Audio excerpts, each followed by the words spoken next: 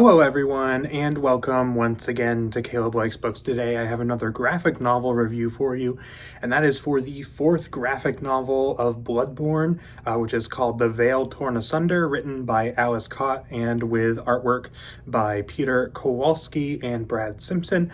This is, like I said, the fourth graphic novel omnibus, I guess, within the Bloodborne graphic novel series.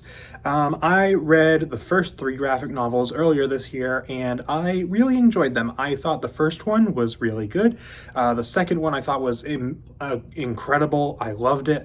And then the third one had good artwork, had some cool ideas, but I felt didn't quite land for me. It was a little, I appreciate the crypticness of Bloodborne. That one stepped a little too far for me. So I was curious about this one though, because the Bloodborne graphic novels have been generally enjoyable, but still a little all over the place for me. Like, the first one was like for me an 8 out of 10 or so. Second one was like a 10 out of 10, and the third one was like a 6 out of 10. So it was like, I generally enjoyed all of them, but it was kind of all over the place in terms of where on the scale of how good it was for me. So I was curious to check this one out, and I have to say this one seems to have gotten a rockier reception than at least the first two, but this may be my favorite of the first four graphic novels. I really enjoyed this a lot. I don't know if I like it better than the second one, The Healing Thirst, I believe, but it is pretty close between them, if not. I really liked it.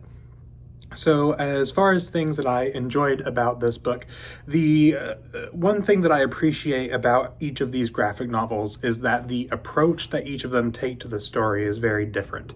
With the first one, it is, I'm pretty sure all of these are meant to be prequels to the video game, but the first one is like kind of set during like the original hunt, and is told from the perspective of a hunter. Second one is much more kind of about the lore of Bloodborne and the world building, and kind of going into kind of some of the events that led into what happens in the video game.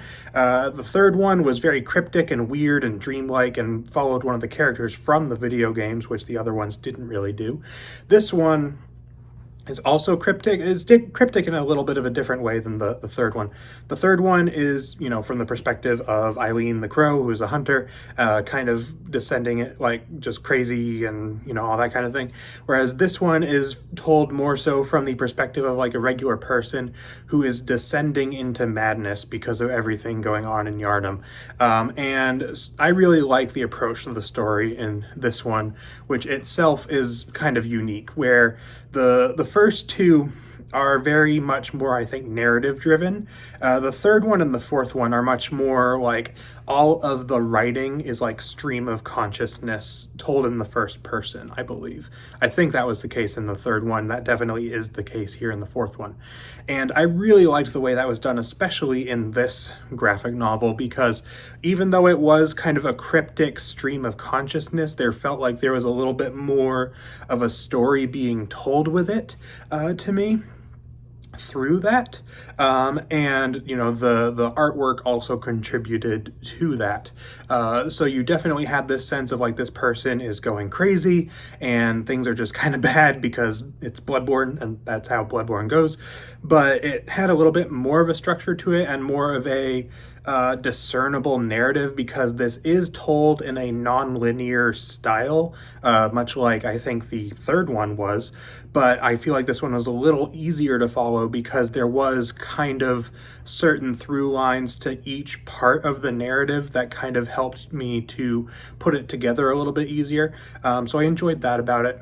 I also just really liked the idea of this, of just the descent into madness, which is a strong theme in Bloodborne for sure, of just all the things going wrong in Yharnam and everything going on with the blood and all this stuff, which if you're a fan of Bloodborne, you know what's going on with that probably. And just the whole city descending into insanity and madness and all these things. And this graphic novel, I think, does a really, really good job of portraying that, both in the artwork and in the narrative, in the writing. because, you know, it does all kinds of things. Like it has like repeating passages of writing. It utilizes different presence or lack of punctuation, different things the writing of this does a good job of kind of showing the character as the graphic novel goes on, kind of descending further and further.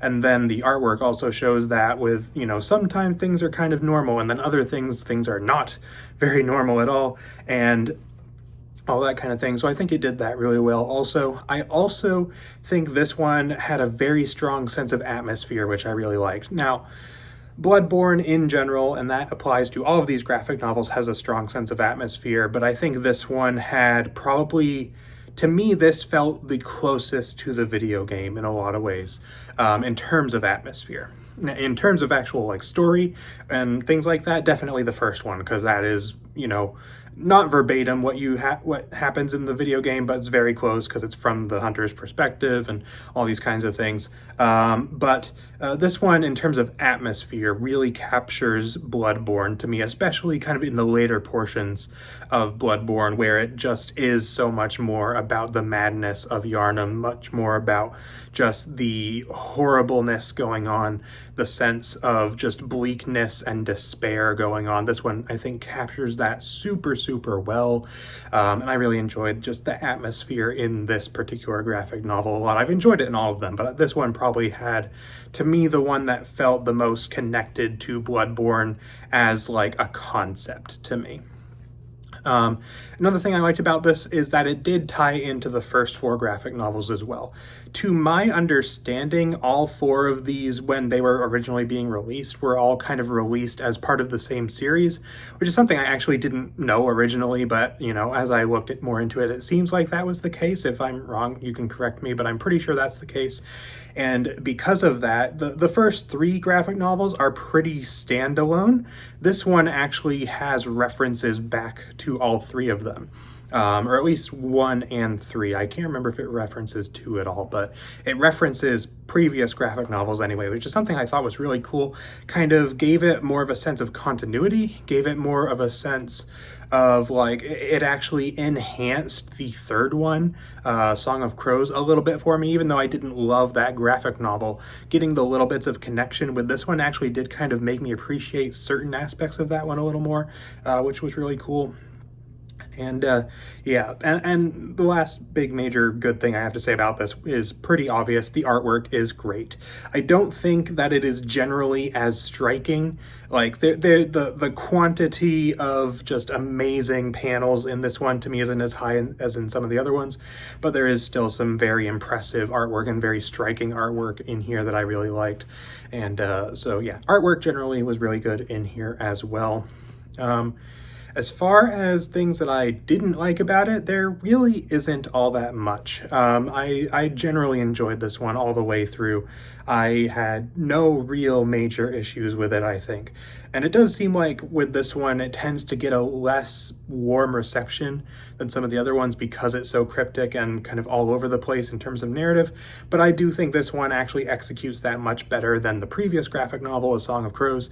And to me, even though it is cryptic in the way that Bloodborne typically is, it is also understandable enough that I think it does actually have a pretty strong narrative, even if it's a little all over the place and a little hard to follow if you're not like really paying attention to it, I think.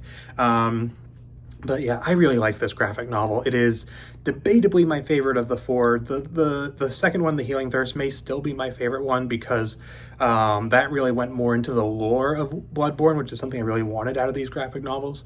But in terms of capturing the atmosphere, in terms of capturing just the vibe of Bloodborne, the sense of madness, the sense of just despair and all these things that Bloodborne has to it, this one really worked for me. And it, like, this combined with The Healing Thirst is like exactly what I would want from Bloodborne graphic novels. So I really enjoyed this one. And so as far as a rating that I would give it out of 10, I would definitely, I think, give this a 10 out of 10. I had a great time with it all the way through. I loved it. I was super, super impressed with it. Yeah, just had a really good time with this one in general. So that's pretty much it for my review. Let me know in the comments if you have read The Veil Torn Asunder, what you thought of it, if you really liked it, if you were one of those people that didn't like it very much, how it ranks in comparison to the other graphic novels for you, whatever you thought, let me know in the comments, and I will plan to be reading the next one, which I believe is The Lady of the Lanterns, if my brain is correct. I think that's the next one. I will plan to probably read that one pretty soon, within the next month or two. So excited to check that out. But that's pretty much it for this one. So thank you all for watching, and I will see you all next time.